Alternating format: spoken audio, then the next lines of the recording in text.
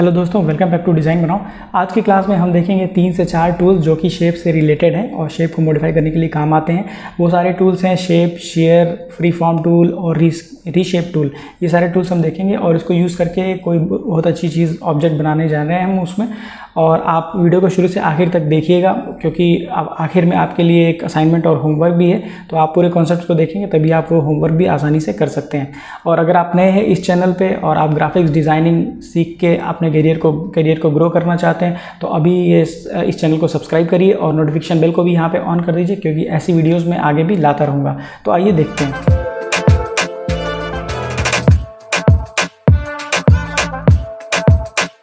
तो मेरे पास ये एक डॉक्यूमेंट खुला हुआ है, ब्लैंक डॉक्यूमेंट यहाँ पे मेरे स्क्रीन पे।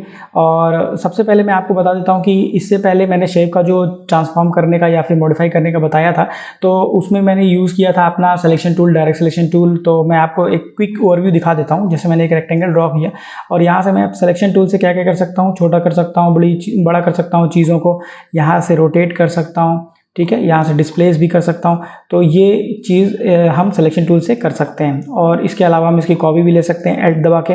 तो इतनी सारी चीज़ें हम कर सकते हैं। उसके अलावा डायरेक्ट सिलेक्शन टूल से हम किसी एक एंकर पॉइंट को क्लिक करके उसका शेप जो है डिफॉर्म कर सकते हैं, चेंज कर सकते हैं, ठीक है। अच्छा, ये सब चीज़ें हैं, इसको तो हम यूज़ करते हैं चेंज करने के लिए और सेलेक्ट करने के लिए। उसके अलावा इलस्ट्रेटर ने हमें अलग से कुछ शेप पर्सपेक्टिव जो है टूल्स दिए हुए हैं। तो अभी हम देख लेते हैं। सबसे पहले ये स्केल टूल है हमारे पास, ठीक है।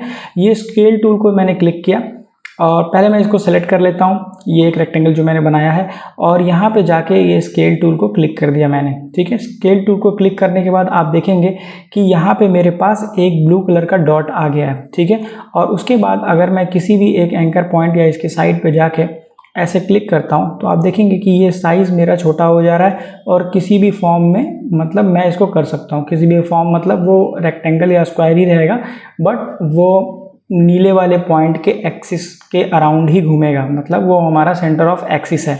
तो अगर मैं इसको रिलीज़ करता हूँ तो देखिए ये शेप चेंज हो गया। इसी तरीके से इस तरीके से ये चेंज हो रहा है, ठीक है। अच्छा, यहाँ पे भी एल्ट का कॉन्सेप्ट आता है। अगर मैं एल्ट क्लिक करके इसको ड्रैग करके एल्ट क्लिक करता हूँ तो आप देखेंगे कि ये डबल एरो बन रहा है, जिसका मतलब है कि ये कॉपी बना रहा है। अब मैं रिलीज़ करता हूँ तो देखेंगे आप एक कॉपी भी ये बना दिया, ठीक है। तो ये एल्ट के साथ भी काम करता है। अच्छा, शिफ्ट के साथ क्या करेगा, तो मैं इसको क्लिक करके ड्रैग करता हूँ और शिफ्ट दबाता हूँ तो आप देखेंगे कि ये प्रोपोर्शनल में, मेरे रेशियो और प्रोपोर्शन में ये साइज़ को चेंज कर रहा है, ठीक है। तो यहाँ पे आपका एल्ट और शिफ्ट वैसे ही काम करेगा जैसे पिछले कॉन्सेप्ट्स में आपने देखा था।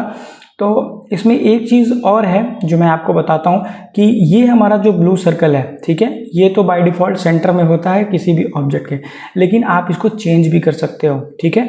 आप चाहते हैं कि मैं जो मूवमेंट कर रहा हूँ वो सेंटर की जगह किसी और पॉइंट पे हो, सेंटर के अलावा, तो आप इस पॉइंट को चेंज करके उस पॉइंट पे रख सकते हैं, ठीक है। तो इसको मैं क्लिक करता हूँ, इस ब्लू वाले पॉइंट को, बहुत ध्यान से इसको करना पड़ता है, और इसको मैं चूज़ कर लेता हूँ। देखिए, आपको अगर ये चीज़ बार बार नहीं समझ में आए तो आप दोबारा इसको डिसेलेक्ट करिए, इसको क्लिक करिए और दोबारा इस पे जाइए शेप टूल पे और यहाँ पे ले जाके इस सेंटर वाले को उठा के अगर मैं यहाँ पे रख देता हूँ, ठीक है, यहाँ पे रख दिया मैंने। अब इसके बाद मैं ये कॉर्नर से या इधर से इसको ले जाता हूँ और एल दबा के कॉपी बनाता हूँ, देखिए। और उसके बाद मैं कंट्रोल डी करता हूँ तो ये सारी कॉपीज़ उस पॉइंट के अराउंड ही बनाएगा, ठीक है, उस पॉइंट की तरफ जाता जाएगा। तो जिधर आप पॉइंट बनाएंगे उस तरफ वो एक्सिस बना के वो शेप को बनाता जाएगा, ठीक है। तो ये स्केल का ये काम है। अच्छा, ये तो हमने बनाया कि ये एक ऑब्जेक्ट था, ठीक है, मतलब एक मैंने रेक्टेंगल बनाया और एक रेक्टेंगल के ऊपर शेप लगा दिया। अगर हमारे पास काफ़ी सारे ऑब्जेक्ट हों तो क्या करेगा, तो जैसे हमारे पास सपोज़ ये एक रेक्टेंगल है और इसकी मैं कॉपी ले लेता हूँ, सपोज़ इस तरीके का एक ले लिया मैंने। अब पहले हम एक काम करते हैं, इसका थोड़ा सा हम स्ट्रोक बढ़ा देते हैं ताकि आपको आसानी रहे समझने में। और इसकी एक कॉपी मैं ले लेता हूँ शिफ्ट दबा के और 2 कॉपी और ले लेता हूँ, ठीक है। और अब हम क्या करेंगे कि डायरेक्ट सिलेक्शन टूल से इन सबको सेलेक्ट कर लेंगे, ऊपर वाले सारे पार्ट्स को, और उसके बाद शेप टूल में क्लिक करूँगा मैं, मतलब स्केल टूल पे, ठीक है। और उसके बाद यहाँ पे तब देखेंगे कि ब्लू पॉइंट मेरा ऑटोमेटिकली सेंटर में है, अपर वाले साइड के सेंटर में है। अब मैं यहाँ से जब इसको क्लिक करके अंदर की तरफ लाता हूँ तो आप देखेंगे कि उस पॉइंट की तरफ सिर्फ मेरे अपर साइड वाले ही झुक रहे हैं, एक तरफ मूव हो रहे हैं, ठीक है, क्योंकि मैंने सेलेक्ट भी वैसे किया था। तो आप देखेंगे कि ये एक अलग टाइप का पैटर्न दे दिया है। और अगर आप चाहते हैं कि नीचे वाला जो मेरा पार्ट है वो और थोड़ा सा ब्रॉड हो, तो आप डायरेक्ट सिलेक्शन क्लिक करके यहाँ से इस सब पार्ट्स को सेलेक्ट कर लीजिए और फिर से यहाँ पे जब आप स्केल टूल को क्लिक करेंगे तो ऑटोमेटिकली स्केल टूल समझ जाता है कि जिस साइड को मैंने सेलेक्ट किया है उसके सेंटर में ये ब्लू वाला सर्कल डाल देता है, ठीक है, या इसको पाइवट पॉइंट भी कहते हैं आप, सर्कल ब्लू सर्कल या पाइवट पॉइंट कह सकते हैं। और इसके बाद इसको क्लिक करके मैं इसको एक्सटेंड कर रहा हूँ, ठीक है, देखिए एक्सटेंड कर दिया मैंने। तो ये ऊपर वाली साइड से ये नैरो हो गया है और नीचे वाली साइड से ब्रॉड हो गया, ठीक है। तो हमें इस तरीके के ये पैटर्न मिल जाते हैं, ठीक है। तो आई गेस आपको ये स्केल समझ में आ रहा होगा कि किस तरीके से ये काम करता है और काफ़ी हेल्पफुल रहता है। अब मैं दूसरा एक आपको एग्जांपल बता देता हूँ, दूसरा टूल यूज़ करता हूँ, ठीक है। तो सपोज मैंने फिर से एक रेक्टेंगल बना दिया और दूसरा टूल हमारे पास है शेयर टूल। शेयर का मतलब होता है कि किसी भी ऑब्जेक्ट को थोड़े किसी एंगल पे टिल्ट करना या मूव कर देना, ठीक है, उसे शेयर कहते हैं या टिल्ट आप समझ सकते हैं। तो मैंने शेयर पे क्लिक किया, यहाँ भी आपको एक ब्लू कलर का डॉट मिलेगा या पाइवट पॉइंट मिलेगा। अब आप यहाँ पे क्लिक करके इसको चेंज करेंगे, मूव करेंगे तो आपको दिखेगा कि यहाँ पे मेरा ऑब्जेक्ट जो है टिल्ट हो रहा है किसी एंगल पे, ठीक है। तो इस तरीके से आप चेंज कर सकते हैं और यहाँ पे आप इसकी कॉपी भी ले सकते हैं। टिल्ट करते वक्त आप ऐड दबाइए और आपको ये कॉपी दे देगा और कंट्रोल डी कर देंगे तो आप देखिए इसको आपको बहुत सारी कॉपी उसी एक्सिस पे रोटेट करके दे देगा, ठीक है। तो ये हमें हेल्पफुल होता है जहाँ पे हमें कई सारे पैटर्न्स और एक ही तरह के रिपीटेटिव ऑब्जेक्ट्स बनाने होते हैं, वहाँ काफ़ी हेल्प करता है, ठीक है। और ये तो मैंने एक ऑब्जेक्ट के लिए बनाया था। अब सपोज़ मैं काफ़ी सारे ऑब्जेक्ट्स ले लेता हूँ, ठीक है। सपोज़ मैंने एक रेक्टेंगल ये ले लिया, एक ये ले लिया और इस तरीके की इसकी भी कॉपी मैंने शिफ्ट दबा के ले ली, ठीक है। अब मैं चाहता हूँ कि ये सारे जो हैं ये थोड़े से टिल्ट हो जाएं, ठीक है। तो उसके लिए क्या करना होगा, आप इससे कर सकते हैं कि आपने इसको अपर वाले को क्लिक किया, ठीक है, और डायरेक्ट सिलेक्शन टूल से आपने इस तरीके से मूव कर दिया। लेकिन आपको क्या करना पड़ेगा कि आप अलग अलग इसको सेलेक्ट करेंगे, फिर इसको सेलेक्ट करेंगे और तब मूव करेंगे, ठीक है।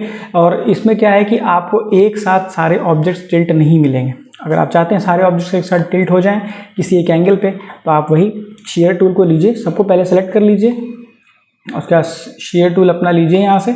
और शेयर टूल लेने के बाद यहाँ पे आप जाके देखिए सेंटर मेरा अभी ऑटोमेटिकली यहाँ पे, और अब मैं इसको टिल्ट करता हूँ, देखिए ये टिल्ट हो गया, ठीक है। और अगर मैं इस पॉइंट को उठाता हूँ और यहाँ ले जाता हूँ और अब मूव करता हूँ तो उस पॉइंट के अराउंड ही ये टिल्ट होगा, ये देखिए, ठीक है। तो ये आई थिंक आप लोग को ये समझ में आ रहा होगा कि ये शेयर टूल कैसे है। और अब बढ़ते हैं अगले टूल की तरफ जो कि है रीशेप टूल, ठीक है। उसके लिए मैं आपको एक एग्जांपल दे देता हूँ। एक फिर से मैं रेक्टेंगल बना देता हूँ, ठीक है, और यहाँ पे मैं रीशेप टूल को क्लिक करता हूँ, ठीक है। रीशेप क्लिक किया मैंने, यहाँ पे आपको कोई पावर पॉइंट नहीं दिख रहा है तो ठीक है, इस पर कोई एक्सिस नहीं है। आप रीशेप को किसी भी फॉर्म में चेंज कर सकते हैं, इसलिए यहाँ पे कोई एक्सेस नहीं दे रहा है। तो अब आप देखेंगे, मैं होवर कर रहा हूँ कहीं भी किसी भी साइड पे, तो आप देखेंगे मेरा एक एरो के बगल में एक सर्कल भी दिख रहा है, ठीक है। इसको क्लिक करके मैं डिस्प्लेस कर पा रहा हूँ। अच्छा, इसको क्लिक करने के बाद आपको ये दिखेगा कि मेरे पास जो है यहाँ पे एक एंकर पॉइंट ये बना देता है, ठीक है, एंकर पॉइंट बना देता है। फिर बाद में आप इसको चेंज कर सकते हैं डायरेक्ट सिलेक्शन टूल से, ठीक है। अगर आपको देखिए इसमें क्या है कि सपोज़ मैंने एक रेक्टेंगल बनाया और आपको सपोज़ यहाँ पे एक एंकर ऐड करना है और यहाँ से एंकर को ऐड करके ऊपर की तरफ खींचना है, तो आप क्या करेंगे, डायरेक्ट सिलेक्शन टूल पे पहले आप पेन टूल पे जाएंगे, ये ऐड एंकर टूल यहाँ पे क्लिक करेंगे, ये एक एंकर ऐड कर देता है। उसके बाद डायरेक्ट सिलेक्शन टूल से आप क्लिक करके ऊपर ले जाएंगे और उसके बाद अगर इसको कर्व करना है तो आप यहाँ से शिफ्ट सी या एंकर पॉइंट टूल लेंगे ये, और इसको जो है इस तरीके से मूव कर देंगे, ठीक है। तो ये मेरा पॉइंट जो है राउंड सर्कल में आ गया। तो इसमें काफ़ी स्टेप्स यूज़ हो रहे हैं, मतलब 2 से 3 स्टेप इसमें यूज़ हो रहे हैं। अगर आप चाहते हैं ये तीनों स्टेप स्किप करके एक स्टेप में हो जाए तो आप इसको रीशेप टूल से कर सकते हैं, ठीक है। वो कैसे होगा मैं कंट्रोल Z करके बता देता हूँ। तो ये मेरा ऑटोमेटिकली यहाँ पे पहले एक बना दिया मैंने रेक्टेंगल, और अब मैं चाहता हूँ कि इस वाले पार्ट को उसी तरीके से ऊपर की तरफ कर्व फॉर्म में ला दूँ, लेकिन 1 स्टेप में, ठीक है। कैसे होगा, तो आप पहले डायरेक्ट सिलेक्शन टूल से उस साइड को क्लिक कर लीजिए, मतलब सेलेक्ट कर लीजिए। उसके बाद ये रीशेप टूल लीजिए और यहाँ पे जाके जब ये सर्कल आ जाए आप इसको ऊपर की तरफ ले जाइए। तो आप देखिए एक स्टेप में ये हो गया, 3 स्टेप आपको करने नहीं पड़े जो कि डायरेक्ट सिलेक्शन टूल से करने पड़ रहे थे। तो ये खासियत है रीशेप टूल की, कई जगह बहुत यूज़फुल होता है। अच्छा, ये चीज़ हमारा क्या है कि अगर मैं आपको एक और ऑब्जेक्ट बना के दिखा देता हूँ। मैं एक छोटा सा रेक्टेंगल यहाँ पे इस तरीके से नैरो रेक्टेंगल बनाता हूँ और अब हम इसमें रीशेप टूल यूज़ करेंगे। पहले हम इस सिलेक्शन टूल से, डायरेक्ट सिलेक्शन टूल से दोनों साइड्स को सेलेक्ट कर लेते हैं और उसके बाद ये रीशेप टूल है हमारा, यहाँ से इसको थोड़ा सा ब्रॉड कर देंगे। ठीक है, सपोज़ मैंने इस तरीके का ब्रॉड कर दिया और यहाँ से भी पकड़ के इस तरीके का ब्रॉड कर दिया। ठीक है, और हम एक काम करेंगे, इधर की तरफ थोड़ा सा नैरो करेंगे। ठीक है, और इधर से भी इसको थोड़ा सा नैरो कर देंगे। ठीक है, अभी आप देखेंगे कि हमारा जो है ये फ्लावर पॉट की तरह कुछ बन के आ गया है और बहुत ही अमेजिंग रिजल्ट देता है अगर आप इसको सही तरीके से यूज़ करें तो। ठीक है, तो आई गेस आप लोग को ये चीज़ समझ में आ रही होगी।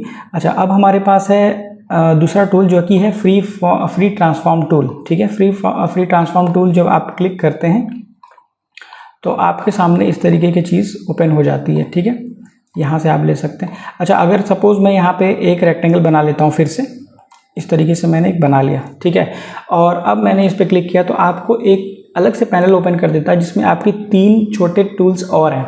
वो क्या है कि पहला है कि ये कंस्ट्रेंट है, कंस्ट्रेंट मेंटेन करना है तो आप उसको ऑन कर दीजिए इस तरीके से, नहीं मेंटेन करना है तो आप इसको क्रॉस कर दीजिए। ठीक है, ये है पहला हमारा फ्री ट्रांसफॉर्म टूल। अगला है पर्सपेक्टिव डिस्टॉर्ट और तीसरा है फ्री डिस्टॉर्ट। तीनों एक एक करके देख लेते हैं। पहले हम देखते हैं फ्री ट्रांसफॉर्म क्या है। जैसे मैंने फ्री ट्रांसफॉर्म पे क्लिक किया, आपको एक पाइवट पॉइंट दिख रहा है जो कि एक्सिस बताता है किधर से किसके उसके अराउंड ऑब्जेक्ट चेंज होगा, मॉडिफाई होगा। ठीक है, और उसके अलावा आपको ये दिखता है कंस्ट्रेंट और नो कंस्ट्रेंट। पहले मैं नो कंस्ट्रेंट पे बना के दिखाता हूँ कि क्या होता है। तो अब मैं जब यहाँ पे देखिए, जब मैं कॉर्नर पे जाता हूँ तो आपको 2 एरो दिखेंगी, 2 से 3 एरो। मतलब ये बता रहा है कि एक आपको हाइट और विड्थ भी बढ़ा सकता है और रोटेट भी कर सकता है। ठीक है, आप ऐसे देख लीजिए, इस तरीके से कर सकता है ये। ठीक है, तो ये आप कैसे भी इसको चेंज कर सकते हैं इस एक्सिस के अराउंड। ठीक है, ये तो हो गया। और आप इसको जब रोटेट करेंगे तो किसी भी एंगल पे आप इसको रोटेट कर पाएंगे। ठीक है, इसमें कोई कंस्ट्रेंट नहीं है, कोई रेशियो प्रोपोर्शन में मूव नहीं कर रहा। लेकिन अगर आपने इसको ऑन कर दिया कंस्ट्रेंट को और अब आप मूव करेंगे तो देखिए अब आप 45 डिग्री से ही मूव कर पा रहे हैं। ठीक है, इसमें कोई शिफ्ट की ज़रूरत नहीं है। अगर मैं इसको हटा देता और डायरेक्टली इसको मूव करना चाहता तो मुझे इसमें देखिए मैं शिफ्ट दबाया हूँ, शिफ्ट दबा के जब मैं मूव कर रहा हूँ तभी ये ऊपर 45 डिग्री पे मूव कर रहा है। ठीक है, तो इसमें आपको शिफ्ट दबाने की ज़रूरत नहीं पड़ती है फ्री ट्रांसफॉर्म में। ठीक है, अच्छा मैं दूसरा देख लेता हूँ पर्सपेक्टिव डिस्टॉर्ट क्या है। पर्सपेक्टिव डिस्टॉर्ट में मैं क्लिक करता हूँ, यहाँ पे एक पाइवट पॉइंट आ गया, कोई यहाँ पे कंस्ट्रेंट अवेलेबल नहीं है। ठीक है, तो बस आप इसको इस सेंटर के एक्सिस के अराउंड इसको डिस्टॉर्ट कर सकते हैं। मैं इसको मूव कर रहा हूँ, देखिए ये अंदर की तरफ हो गया। ये बाहर वाला मैं क्लिक करता हूँ, ये और ब्रॉड हो गया। ठीक है, तो इसमें आप एक स्टेप में ही इसको, इसमें डायरेक्ट सिलेक्शन टूल से आपको क्लिक नहीं करना है उन 2 साइड्स को, बस एक बार आप जाके उस पॉइंट के एक्सिस के अराउंड उसको क्लिक करेंगे, ब्रॉड करेंगे, ब्रॉड हो जाएगा। ठीक है, आई गेस आप लोग को ये चीज़ भी समझ में आ गई होगी। और सपोज़ मैं यहाँ से एक रेक्टेंगल ले लेता हूँ। ठीक है, और मैं फिर से ट्रांसफॉर्म टूल पे जाता हूँ और लास्ट वाला जो मेरा है वो है फ्री डिस्टॉर्ट। ठीक है, तो ये फ्री डिस्टॉर्ट पे मैं क्लिक करता हूँ तो यहाँ पे मेरा कंस्ट्रेंट और नो कंस्ट्रेंट अवेलेबल हो जाता है। पहले मैं नो कंस्ट्रेंट पे देख लेता हूँ, तो ये मेरा फ्री डिस्टॉर्ट। फ्री डिस्टॉर्ट पे मैं क्या करूँगा कि यहाँ पे जब मैं क्लिक करता हूँ तो आप देखिए फ्रीली किसी भी ऑब्जेक्ट को यहाँ पे आप मूव कर सकते हैं। ठीक है, आप यहाँ पे जाएंगे इस तरीके से तो आप फ्री हैं इसमें किसी तरीके से मूव करने को, और आप इसको रोटेट भी कर सकते हैं किसी एंगल पे। कंस्ट्रेंट ऑन करेंगे तो फिर वही आपको 45 डिग्री पे ही मूव करके देगा। ठीक है, पर आप फ्री रहेंगे इसमें शेप को डिफॉर्म करने के लिए। ठीक है, तो आई गेस आप लोगों को सारे टूल्स समझ में आ गए होंगे। अब हम बढ़ते हैं एक अपने मेन ऑब्जेक्ट की तरफ जो हम बनाने जा रहे हैं, जिसमें ये कुछ टूल्स इसमें यूज़ हो जाएंगे। ठीक है, तो सबसे पहले मैं इसमें यहाँ बना लेता हूँ एक रेक्टेंगल, तकरीबन इतना बड़ा सा बना लेता हूँ। ठीक है, ये हो गया, और इसकी एक कॉपी ले लेते हैं Ctrl+C Ctrl+F करके, और इसको मैं छोटा कर लेता हूँ इतना, इसको नीचे ले आते हैं और अटैच कर देते हैं। ठीक है, ये हो गया, थोड़ा सा और नीचे कर लेंगे इसको। ठीक है, अब हम इसमें एक काम करते हैं कि इसको हम यहाँ से, मुझे इसको थोड़ा सा कर्व करना है। ठीक है, तो हम अगेन यहाँ से हम जाएंगे और अपना ये रीशेप टूल ले लेंगे। ठीक है। सबसे पहले हम इसको यहाँ पे जाके इसको सेलेक्ट करना होगा। तो सबसे पहले आप इसको ऊपर से इसको लॉक कर दीजिए। लॉक करने के लिए Ctrl 2 होता है, इसको लॉक कर दिया मैंने ऊपर वाले पार्ट को। और अब इसके लिए मुझे डायरेक्ट सिलेक्शन टूल से ये वाला पार्ट सेलेक्ट कर लिया मैंने, ठीक है। और उसके बाद मैं ये रीशेप टूल से जाके यहाँ पे इसको थोड़ा सा कर्व कर दूंगा, ठीक है। ये कर्व हो गया। और अब मैं डायरेक्ट सिलेक्शन टूल से सबको सेलेक्ट करता हूँ और इन दोनों को और राउंड बना देता हूँ, ठीक है। ये राउंड हो गया। तो इतना ये चीज़ बन गई, राउंड हो गई। और उसके बाद हम एक और रेक्टेंगल बना लेते हैं यहाँ सेंटर में। इस तरीके का एक रेक्टेंगल और बना लिया हमने, ठीक है। ये एक रेक्टेंगल बन गया। इसको थोड़ा नीचे कर लेंगे इस तरीके से, ठीक है। और इन तीनों को अलाइन कर लेते हैं। यहाँ पे जाके आप तीनों को सेलेक्ट करेंगे और यहाँ पे जाके क्लिक करेंगे हॉरिजॉन्टल अलाइन सेंटर पे, तो ये अलाइन कर लेगा। आप याद रखिएगा इसके बगल में ये जो ऑप्शन है इसको क्लिक करेंगे तो आपका अलाइन टू सिलेक्शन ही चेक होना चाहिए, ठीक है। मतलब सिलेक्शन में आपके 3 ऑब्जेक्ट्स हैं, ये जो तीनों आपने सेलेक्ट किया है उसी को ये अपने अंदर अलाइन करेगा, ठीक है। अगर आपने अलाइन टू आर्टबोर्ड कर दिया तो पूरे डॉक्यूमेंट के सेंटर में ला देगा वो, ठीक है। वैसा तो नहीं चाहिए, इसलिए मैं अलाइन टू सिलेक्शन कर दिया हूँ, ठीक है। अब ये हो गया। अब हम क्या करते हैं कि इन सबको हम जो है डिवाइड करेंगे। डिवाइड का आपको जल्दी से मैं कॉन्सेप्ट बता देता हूँ। हालांकि इसकी पूरी डिटेल क्लास मैं आगे एक ट्यूटोरियल में बनाऊंगा, पर अभी के लिए मैं आपको ओवरव्यू बता देता हूँ कि डिवाइड क्या है, ठीक है। तो सबसे पहले मैं यहाँ पे एग्जांपल दिखा देता हूँ। एक ऑब्जेक्ट मैंने बनाया है यहाँ पे, सपोज ये येलो कलर का फिल है और एक इसकी कॉपी ले लेते हैं इस तरीके का, थोड़ा सा बड़ा कर लेंगे इसको और इसका फिल कर देते हैं ब्लू कलर, ठीक है, इस तरीके का, ठीक है। और इसी की कॉपी ले लेते हैं यहाँ पे। तो पहला वाला मैं दिखाता हूँ, ये दोनों ऑब्जेक्ट है, इसको मैं शेप बिल्डर से यूज़ करके दिखाता हूँ। शेप बिल्डर मैंने क्लिक कर दिया या शिफ्ट M दबाएंगे और L दबा के ये वाला पार्ट हटा दिया मैंने, ठीक है। तो आप देखेंगे कि येलो और ब्लू है, लेकिन येलो मेरा सिर्फ इतना ही नहीं है, येलो पीछे है पूरा इतना है, ठीक है। तो अब यहाँ पे आप देखिए ये तो शेप बिल्डर से कट गया ये। अब यहाँ पे आप देखेंगे इसको मैंने सेलेक्ट किया और इसको मैं डिवाइड करूँगा। डिवाइड कैसे आएगा, आप यहाँ विंडो में जाएंगे और यहाँ पाथ फाइंडर आपको ओपन करना पड़ेगा। पाथ फाइंडर आप जब ओपन करेंगे, फिर से ओपन कर लेते हैं, पाथ फाइंडर यहाँ पे ओपन कर लेंगे। आपको यहाँ पे दिखेगा कई सारे आइकन्स, इसमें एक पहला आइकन है नीचे डिवाइड। इस पर आप जैसे क्लिक करेंगे, ये क्लिक कर दिए तो वो डिवाइड हो गया है, लेकिन आपको इसमें राइट क्लिक करके अनग्रुप करना पड़ेगा। अनग्रुप कर देंगे, अब सारे ऑब्जेक्ट देखिए अलग अलग हो जाएंगे। ये मैंने उठा के यहाँ रख दिया, ये यहाँ उठा के रख दिया और यहाँ उठा के रख दिया। तो आप देखेंगे कि ऊपर वाले केस में मेरा 2 ऑब्जेक्ट हो रहा था और नीचे वाले केस में मेरे 3 ऑब्जेक्ट्स हो रहे हैं। मतलब कि मेरा जो येलो वाला पार्ट है उतना ही येलो पार्ट काट के दिया जितना विजिबल हो रहा है, ठीक है। तो डिवाइड में ये होता है कि जितना आपको विजिबल हो रहा है सिर्फ उतना पार्ट काट के दे देता है। इसका फ़ायदा ये होता है कि आप जब प्रिंट करने जाते हैं तो आपके कलर्स बचते हैं। देखिए येलो वाला पार्ट में पहले वाले केस में येलो कलर ज़्यादा यूज़ हो रहा है, पर नीचे में ऐसा नहीं है, ठीक है। तो प्रिंटिंग के लिए आपको नीचे वाला केस डिवाइड ज़्यादा हेल्पफुल होता है, ठीक है। तो अभी के लिए ये सब हटाता हूँ मैं और इस पर देख लेते हैं। इस पर मैं इसमें सबको सेलेक्ट करके पहले ये आप इसको Ctrl L2 से लॉक रिलीज़ कर दीजिए, जो मैंने इसको लॉक लगाया था, ठीक है। Ctrl Alt2 होता है इसका शॉर्टकट। फिर मैंने तीनों को सेलेक्ट कर लिया, तीनों को सेलेक्ट करके यहाँ पे मैं डिवाइड कर देता हूँ, ठीक है। डिवाइड कर दिया मैंने और डिवाइड करने के बाद इसको राइट क्लिक करके अनग्रुप कर देंगे, ठीक है। इसको अनग्रुप कर दिया। अब मैं काम करता हूँ, इसकी कॉपी लेते हैं Alt शिफ्ट दबा के यहाँ से। अब हम यूज़ करेंगे फ्री ट्रांसफॉर्म टूल, ठीक है। वो कैसे यूज़ होगा, आप इन सबों को एक बार फिर सेलेक्ट कर लीजिए और यहाँ पे जाइए फ्री ट्रांसफॉर्म टूल पे, लास्ट वाले पे क्लिक करेंगे फ्री डिस्टॉर्ट, ठीक है। आप देख लीजिएगा कंस्ट्रेंट ऑन नहीं है। और इसके बाद हम इसको थोड़ा सा नीचे करेंगे इस तरीके का और इसको ऊपर की तरफ ले जाएंगे हल्का सा, ठीक है। ये हो गया। और हम इसकी जो लेंथ जो विड्थ है इसको थोड़ा सा कम कर लेते हैं, ठीक है। इतना हो गया, ठीक है। अब हम इस पे पूरा सेलेक्ट करके इसको राइट क्लिक करके इसको रिफ्लेक्ट कर लेते हैं, ठीक है। रिफ्लेक्ट करेंगे, वर्टिकल है, कॉपी कर लिया मैंने और इसको ले जाके शिफ्ट दबा के यहाँ पे चिपका दिया, ठीक है। अब आपको दिख रहा होगा कि एक मॉन्यूमेंट टाइप का कुछ बन रहा है हमारा।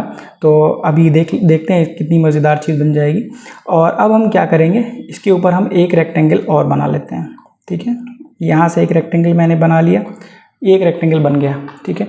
अब हम एक सर्कल बनाएंगे और एक्चुअल में वो सेमी सर्कल हमें बनाना है, तो पहले एक सर्कल बना लेते हैं और एक काम करते हैं, पहले यहाँ पे एग्जैक्ट उसी साइज़ का एक सर्कल बनाएंगे।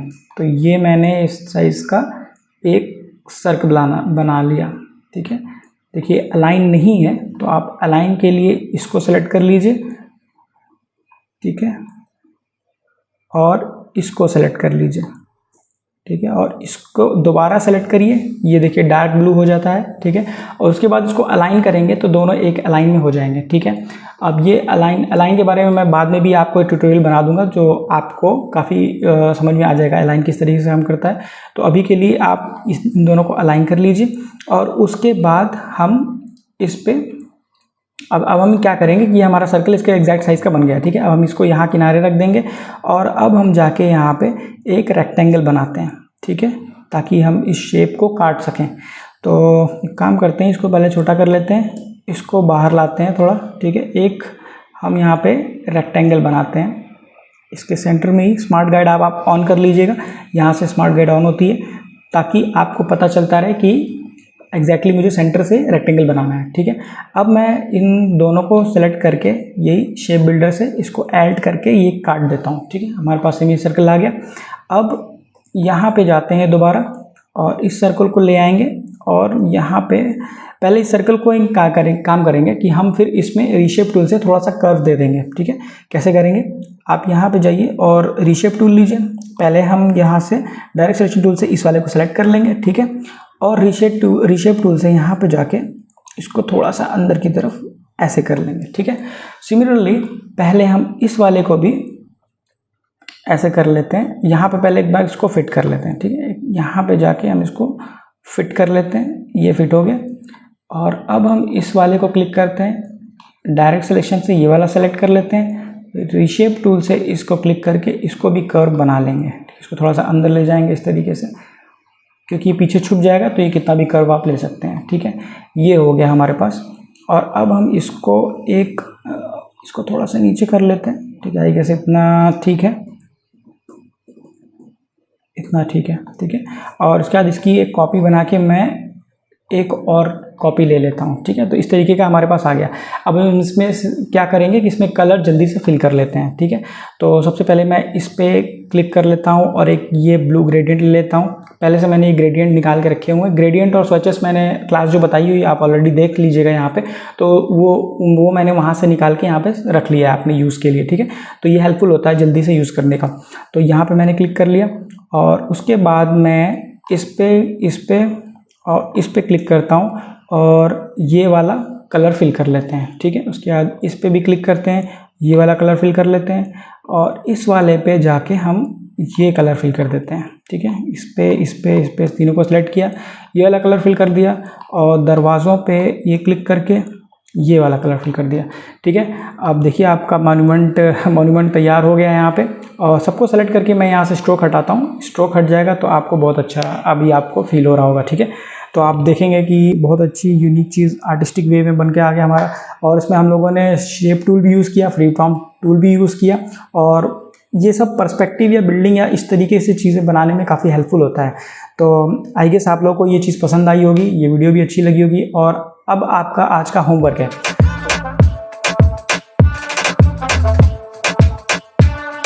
तो आज का होमवर्क ये है कि मैंने तो आपको दिखाया कि रेक्टेंगल पे किस तरीके से ये काम करता है, तो आपको अब ये देखना है कि सर्कल पे भी क्या ये काम करेगा, एलिप्स पे भी काम करेगा। तो आपको सर्कल से भी यूज़ करके कुछ इन टूल्स को यूज़ करके सर्कल पे कुछ ऐसा बनाना है और ताकि आपको कोई एक रियल ऑब्जेक्ट बन के आ जाए। ठीक है, और आप बनाइए उसको यूज़ करके और मुझे शेयर करिए, जो नीचे मेल आईडी आ रही है उस पर शेयर कर दीजिए और मैं आपके चीज़ों को देखूंगा और उसको मैं आपको यहाँ पे शेयर कर सकता हूँ। ठीक है, तो आपको जो भी है डाउट वो आप कमेंट करिए नीचे, मुझे बताइए क्या चीज़ आपको परेशानी है क्या नहीं है, तो उसका मैं आंसर दूंगा। ठीक है, तो ये वीडियो अगर आपको अच्छी लगी है तो आप लाइक करिए और अगर अभी तक आपने सब्सक्राइब नहीं किया है तो यहाँ पे आप सब्सक्राइब करिए और नोटिफिकेशन बेल भी ऑन कर दीजिए, क्योंकि ऐसी वीडियोस में आगे भी लाता रहूँगा।